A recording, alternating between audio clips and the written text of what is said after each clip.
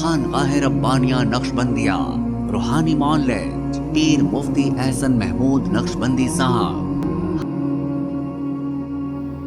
بسم اللہ الرحمن الرحیم۔ محترم سامعین و ناظرین، رمضان مبارک کا مہینہ قریب آ رہا ہے۔ اس حوالے سے اللہ پاک نے دل میں ڈالا کہ اس حوالے سے روزوں کی فرضیت اور اہمیت کے حوالے سے چند گزارشات خدمت میں عرض کر دوں، تاکہ میرے سامعین کو، میرے ناظرین کو یہ باتیں سن کر فائدہ ہو جائے اور روزوں کا جو حکم ہے، اتنا اہم حکم ہے، اس کی تعمیل میں آسانی ہو جائے۔ انسان کمزور ہے، جب تک اس کے سامنے کسی چیز کی اہمیت نہ آئے اگلا قدم نہیں اٹھاتا۔ جب کسی چیز کی اہمیت آ گئی، عظمت آ گئی کہ یہ کام کرنے سے مجھے یہ فائدہ ہوگا اور یہ نہ کام کرنے سے مجھے نقصان ہو جائے گا، وہ پھر اس بات کی احتیاط کرتا ہے۔ جب اس کے سامنے فائدہ آ جائے تو آگے بڑھتا ہے، نقصان سے اپنے آپ کو بچاتا ہے۔ تو اس لیے اللہ پاک نے دل میں ڈالا کہ رمضان المبارک کے حوالے سے چند گزارشات عرض کر دوں۔ سب سے پہلے یہ بات یاد رکھیے کہ روزوں کا حکم اللہ نے ہمارے پہ جو روزے ہم رکھتے ہیں، اس کا حکم اللہ جل شانہ نے قرآن کریم کے اندر ارشاد فرمایا، یعنی قرآن کی نص سے یہ حکم ثابت ہے۔ اللہ پاک قرآن پاک میں فرماتے ہیں، یا ایھا الذین آمنوا کتب علیکم الصیام کما کتب علی الذین من قبلکم لعلکم تتقون۔ اے ایمان والو، ہم نے آپ کے اوپر رمضان المبارک کے روزوں کو فرض کر دیا ہے، لیکن یہ یاد رکھیے گا کہ یہ فرضیت آپ کے ساتھ کوئی انوکھا کام نہیں ہو رہا کہ یہ آپ کے اوپر کی جا رہی ہے، نہیں۔ آپ سے پہلے جتنی امتیں گزری ہیں ان سب کے لیے مختلف انداز میں، مختلف طریقہ کار کے ساتھ ہم نے روزے فرض کیے تھے اور آپ کے اوپر بھی ہم نے فرض کر دیے۔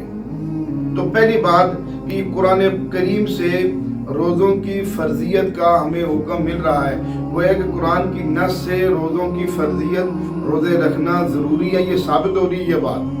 دوسری بات یاد رکھیے، حدیث پاک میں جہاں حضور پاک صلی اللہ تبارک و تعالی علیہ وسلم نے اسلام کے 5 ارکان کا ذکر فرمایا، بنی الاسلام علی 5 فرمایا کہ اسلام کی اساس، اسلام کے ارکان، اسلام کی 5 بنیادیں ہیں۔ ان سب سے پہلی بنیاد کیا ہے؟ کلمہ طیبہ کا پڑھنا۔ دوسری فرمایا وَإِقَامِ الصَّلَاةِ، نماز کا قائم کرنا، وَإِيتَاءِ الزَّكَاةِ، زکوٰۃ کا دینا، اور چوتھی رمضان مبارک کے روزے رکھنا، اور 5ویں بنیاد حج بیت اللہ کرنا۔ تو اب سامعین محترم، گویا کہ رمضان المبارک کی اہمیت اور عظمت اور اس کی فرضیت کو رحمت کائنات صلی اللہ علیہ وسلم کی یہ حدیث مقدسہ کر رہی ہے، جس میں کیا فرمایا جا رہا ہے؟ حضور فرما رہے ہیں کہ اب روزہ رکھنا یہ اسلام کی بنیادوں میں سے ہے، اور جس وقت ہماری یعنی ہمارے عمل کی بنیاد جتنی مضبوط ہوگی، اور وہ بنیاد جب بنیاد مضبوط ہوگی، بنائی جانے والی عمارت مضبوط جائے گی۔ اب ہم نے روزوں کو اللہ پاک نے ہمارے لیے اساس اور بنیاد کا ذریعہ دے دیا، تو لہٰذا اب جب ایک چیز قرآن و حدیث سے ثابت ہو چکی ہے، اب اس کا انکار کرنا جہاں کفر ہے، وہاں اس حکم کا مذاق اڑانا بھی کفر ہے۔ اس لیے بہت سے لوگ کہتے ہیں کہ بھائی روزہ تو وہ رکھے جس کے پاس کھانے پینے کے لیے کچھ نہیں، ہم کیوں روزہ رکھیں؟ ہمیں کیا ضرورت پڑ گئی روزہ رکھنے کی؟ اس لیے کوئی اللہ معاف فرمائے کہ روزہ رکھنا کوئی بھوک ہڑتال کا نام ہے؟ اللہ پاک نے ہمیں اس لیے ہمارے پہ روزے فرض کیے تاکہ اللہ پاک کے پاس نعوذ باللہ کہ اس وقت رمضان مبارک کے مہینے میں رزق کی کمی آ جاتی ہے۔ یہ کیسا جاہلانہ قسم کی بات ہے، اور یہ کیسا اللہ پاک کے حکم کے ساتھ مذاق اڑایا جا رہا ہے۔ اس لیے علماء نے لکھا ہے، جس طرح اس حکم کا جو حکم قرآن و حدیث کی نص سے ثابت ہو، اس حکم کا انکار کرنا کفر ہے، اس حکم کا مذاق اڑانا بھی کفر ہے۔ تو لہذا معلوم ہوا اس بات سے کہ اللہ نے روزوں کا حکم قرآن پاک میں دیا، حضور پاک صلی اللہ علیہ وسلم کی अहादीस मुक़द्दसा ने इसकी ताकीद फरमाई और इजमा उम्मत ने इसकी तायीद फरमाई कि सारे सहाबा किराम ने रमज़ान मुबारक के रोज़े रखे, सुलह उम्मत ने इसको अपनाया। लिहाजा इस सब कुछ के होते हुए बावजूद कोई मुसलमान अब ये कहे कि मैं रोज़े नहीं रख सकता, ये बात इस मुसलमान को ज़ेबा नहीं देती कि ये कहना कि मैं रोज़े नहीं रख सकता।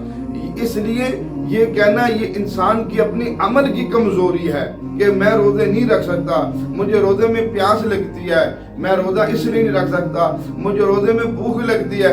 तो सामीन मोहतरम ये बताइए कि रोज़ा नाम ही खाने पीने और नफसानी ख्वाहिशात के इज्तिनाब का नाम है, खाने पीने से रुकने का नाम रोज़ा है। तो ना खाना खाएगा ना पानी पिएगा तो प्यास लगेगी। तो अब इस प्यास पर अल्लाह तबारक व तआला उसको इनाम देंगे।